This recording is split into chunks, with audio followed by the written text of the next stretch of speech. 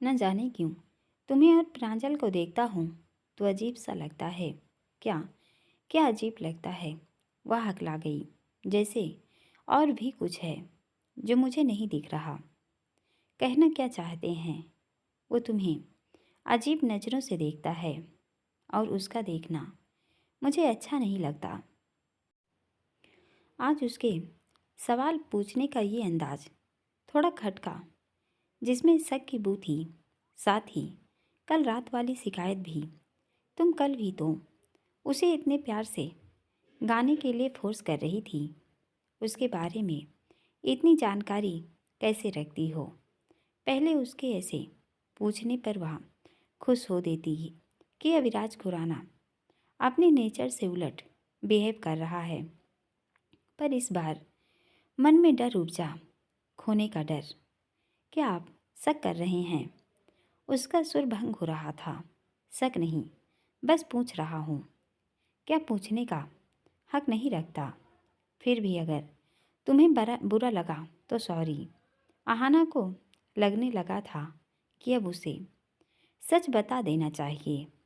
दोनों बहुत आगे बढ़ चुके हैं, जहाँ से कुछ भी छिपाना गलत होगा।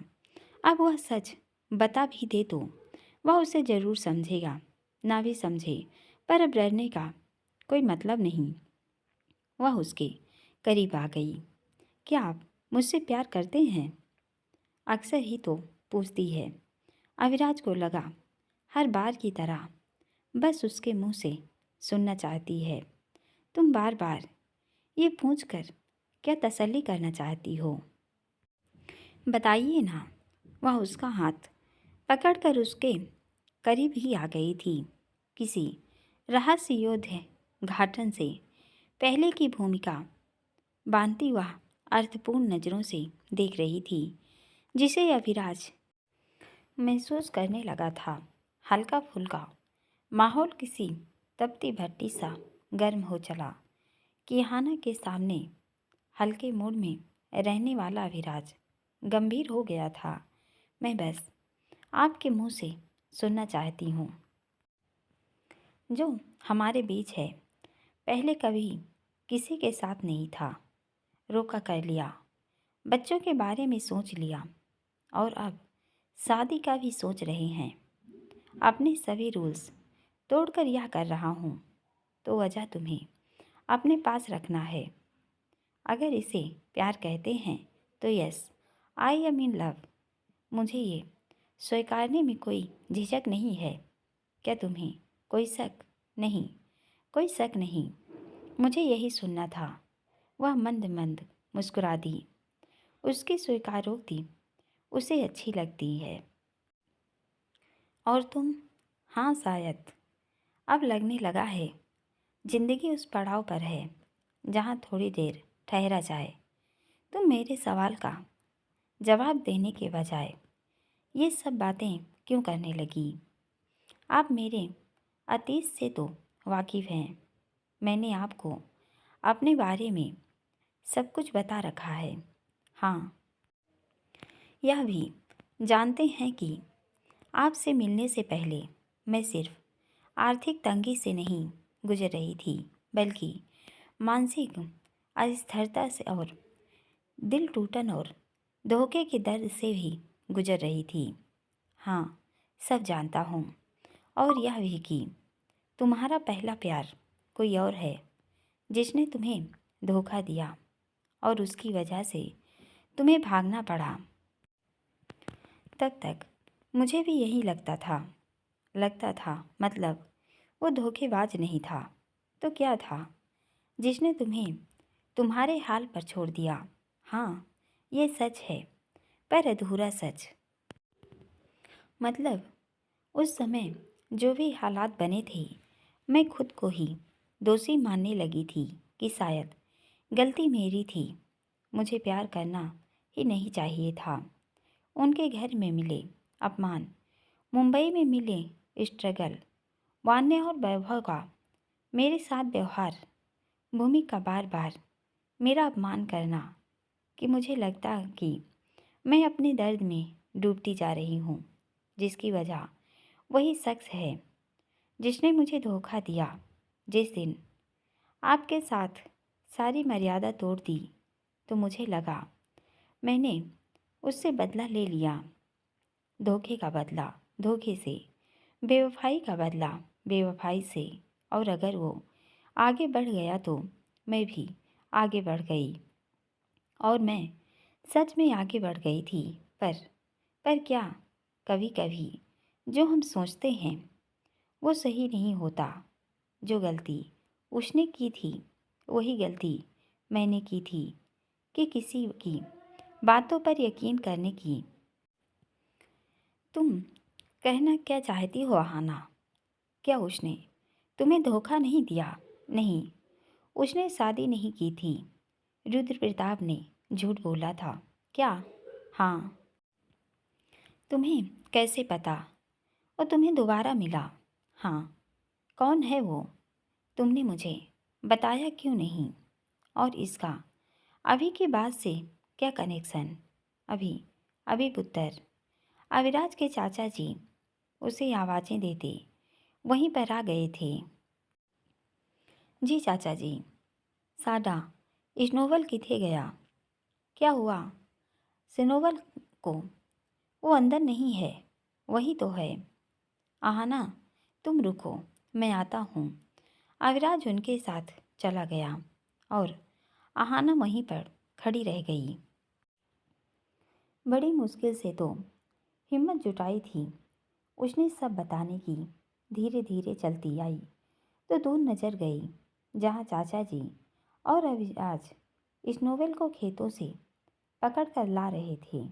वह रस्सी बंधी होने के कारण भाग गया था। वह अंदर आ गई। आहाना कहाँ थी तुम? हिमानी जी ने पूछा। बाहर खेतों में। अविराज कहाँ है? वे वहीं हैं। ठीक है, जाओ नहाकर तैयार हो जाओ और नाश्ते के ले आ जाओ। जी। और वहाँ से अपने कमरे में आई तो वंशिका वहीं बैठी थी। उसे देख मुंह बनाया पर उसने इग्नोर किया। इतने में प्रांजल की मम्मी उधर आ गई। वंशिका उन्हें देख खड़ी हो गई। जी आंटी, कैसी हो तुम? ठीक हूँ। आपने ही और प्रांजल ने रिश्ता तोड़ा? नहीं बेटा, कहाँ रिश्ता टूटा है। तुम पहले भी प्रांजल के लिए मेरी पहली पसंद थी और अब भी हो। मुझे पूरा विश्वास है प्रांजल शादी के लिए राजी हो जाएगा। नहीं आंटी, यह पहले भी मुश्किल था और अब भी मुश्किल है जब तक आहाना नाम का कांटा हमारी ज़िंदगी में चुभता रहेगा। ये क्या कह रही हो? बिल्कुल ठीक कह रही हूँ। प्रांजल की शादी से इनकार की वजह आपके पीछे खड़ी है। उन्हें जैसे झटका लगा। ये क्या कह रही हो?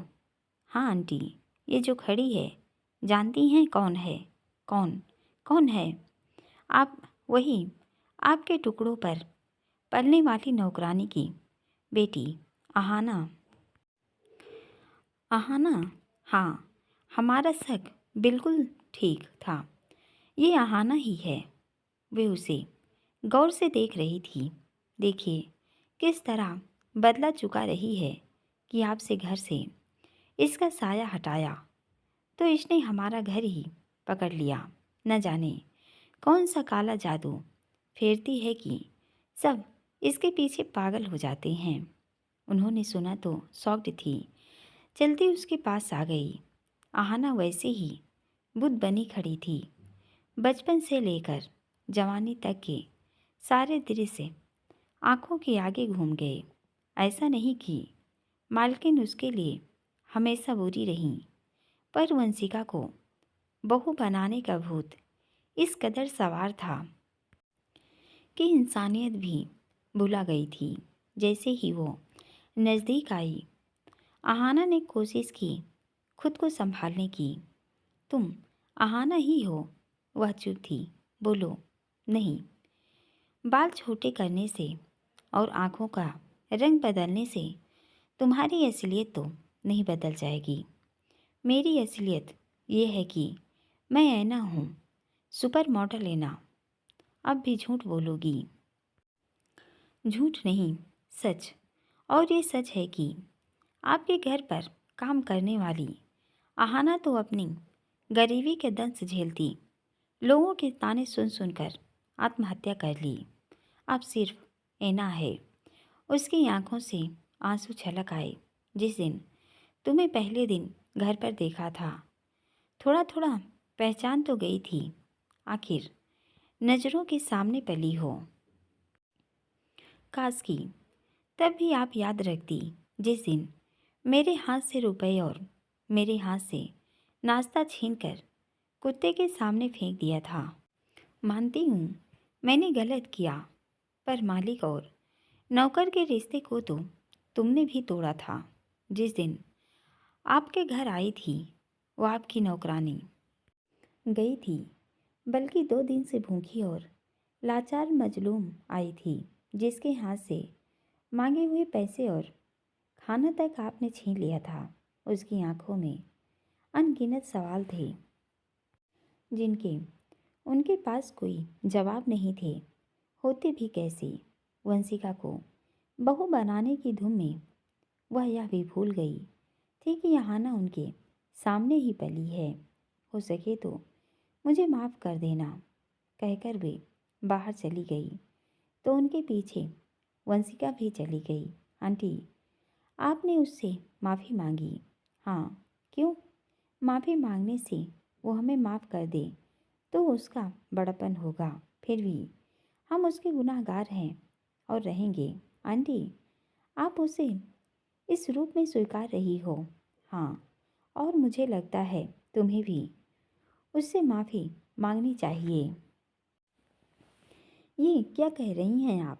हाँ, सही कह रही हूँ। वैसे तो वो माफ़ नहीं करेगी, पर अपने मन की तसल्ली सही। आप बदल गई हो। प्रांजल हमारे साथ है, इसकी वजह वही है, वरना वो तो सब कुछ छोड़कर चला गया था। वही उसे वापस लाई है। हम अपनी इंसानियत भूले पर वो नहीं, इसलिए वो हमसे बड़ी है और अपनी गलती की माफ़ी मांगने में कोई शर्मिंदगी नहीं है, कहकर वह चली गई। आहाना भी नहाने वाशरूम में चली गई। वापस आकर तैयार हुई, बाहर आ गई जहाँ सब लोग आ गए थे। बस अविराज का इंतज़ार था। थोड़ी देर बाद वह भी आ गया। सबके साथ बैठकर नाश्ता करता है और उसके बाद बेबे उसे शादी की बात करने अपने कमरे में बुला लेती हैं। तो आहाना भी कमरे में लौट आई। एक अजीब सी कसमकस में से गुजर रही थी। वह क्यों अविराज से यह सब बताने से घबरा रही है, जबकि उसे तो उसका अतीत पता है, सिर्फ इसलिए कि वह शख्स प्रांजल है। यह जानने के बाद उसका व्यवहार उसके लिए बदल जाएगा, लगता तो नहीं। और अगर बदल भी गया तो शायद अब वह इस बोझ को अधिक सहन नहीं कर पाएगी। वह अविराज के आने का इंतज़ार करने लगी ताकि बात पूरी कर सके। अब तो प्रांजल की माँ भी उसे पहचान चुकी, तो अविराज से भी यह सच्चाई नहीं छिपेगी। फ़ोन की बेल बजी तो रिसीव किया। मैं बोल रहा हूँ प्रांजल। दूसरी ओर से प्रांजल था। जी, क्या तुमने अविराज को हम दोनों का सच बताया हुआ है? नहीं। क्यों? बता नहीं पाई, पर अब बता दूंगी। जब अब तक नहीं बताया तो अब क्यों? सुबह वो जैसी पूछताछ कर रहे थे उसमें जैसे शक की बू थी। जब अब तक नहीं बताया, अब भी मत बताओ। क्यों? इतने समय नहीं बताया तो कुछ घंटों से क्या हो जाएगा? एक बार मुझसे मिल लो, फिर तुम्हें जो अच्छा लगे कर लेना। उन्होंने आपके साथ देखा तो क्या आहाना?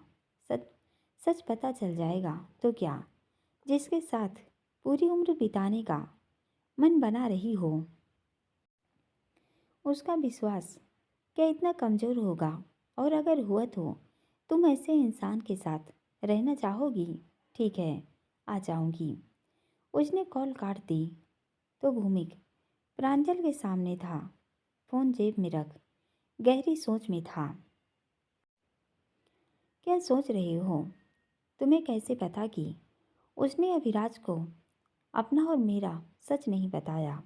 अभिराज के आने के बाद तुम तो वापस आ गए थे, पर मैं वहीं था तो उन दोनों की बातें सुन ली थी। क्या अब यह सब सीन क्रिएट करना ठीक है? तुम्हारा प्यार है वो सवाल पूछने का हक रखते हो। जो गलती तुमने की वही अब आहाना करे। तुम ये चाहते हो? नहीं, उसने उसे तुम्हारे बारे में नहीं बताया। इसका सीधा मतलब है कि वह नहीं चाहती कि अवराज को तुम्हारे बारे में पता चले। पर क्यों? वह नहीं चाहती कि वह तुम्हें नुकसान पहुंचाए। क्या सच न बताने की यही वजह है? और क्या हो सकती है? तुम उसे विश्वास में लो, वह सब बता देगी। अगर आहाना ने स्वीकार किया कि वह अब भी मुझसे प्यार करती है तो क्या अविराज होने देगा? उसके पास कोई ऑप्शन ही नहीं बचेगा। वह मुझे मुंबई में नहीं टिकने देगा। इतना डरोगे तो जियोगे कब? एक बार आहाना को खो दिया फिर खो दोगे। पिछली बार जैसे गलती मत करो और उससे शादी करने से पहले तुम उसका हाथ थाम कर अपना इश्क मुकम्मल कर लो।